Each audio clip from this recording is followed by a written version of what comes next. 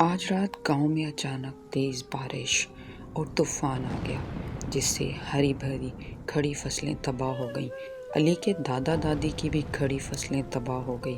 دادا اور دادی دونوں بہت پریشان اور اداس ہو گئے۔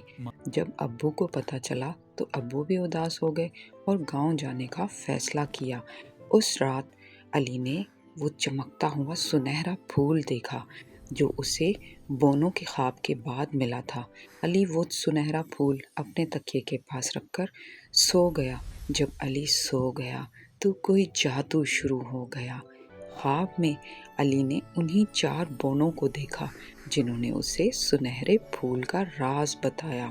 اگلی صبح علی اپنے بابا اور دادا کے ساتھ اپنے کھیت میں گیا اور وہاں پر سنہرا پھول لگا دیا۔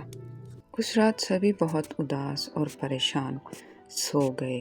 علی بھی سو گیا۔ اگلی صبح جب دادا دادی ابو کھیت میں گئے تو یہ دیکھ کر حیران رہ گئے۔ وہاں تو جیسے کوئی جادو ہو گیا تھا، ہری بھری لہلہاتی فصلیں۔ اگر آپ کو یہ پیاری سی کہانی پسند آئی ہو تو اس چینل کو لائک، سبسکرائب اور شیئر کریں۔